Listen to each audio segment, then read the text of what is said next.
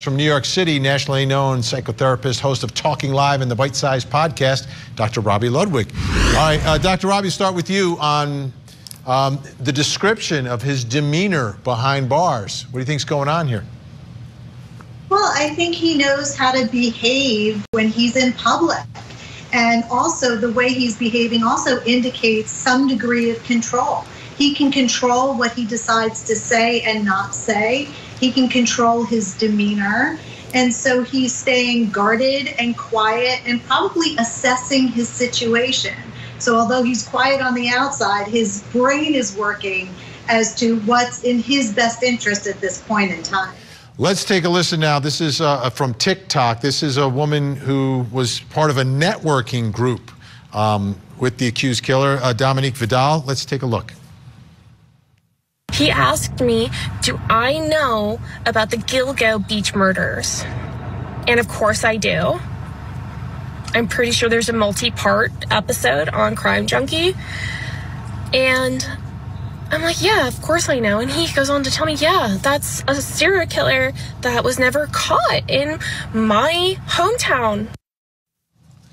Dr. Robi, that's chilling, looking at it from where we are now. He's a star waiting to be discovered. It's just a matter of who's going to play him in the movie. What good-looking actor. I think that there's also, too, a sexual sadistic paraphilia. So he is very sexually sadistic, and part of the joy in killing these women is that it's sexual for him. And he gets off on not only inducing pain, but in killing them and probably dismembering them. And that's all part of his sexual fantasy, which becomes his signature. So there's a sense of pride that he has. He doesn't care about these women. It means nothing. He has no connection. He's more of a predator. But there's a sexual excitement and orgasmic component to these killings. Dr. Robi, and looking at him, right? So you look at the age that he is now.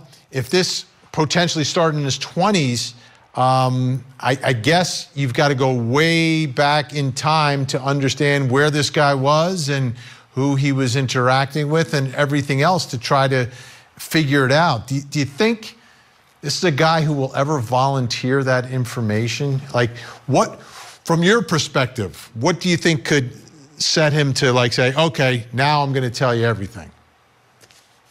I think it all has to do with the attention and maybe making his mark in history. The killings are almost like an obsessive compulsion, so that he has to do it then and may need it more frequently. But in terms of sharing his story, it will have a lot to do with the fantasies going on in his head, how he wants to present himself. How does he want to use this moment to maximize his fame and to share his brilliance? In his own mind, there is a grandiosity. He is smarter than most. He may feel that he knows better than everybody else, that these women are trash, that people are trash in general. It wouldn't surprise me if he was also abusive to his wife.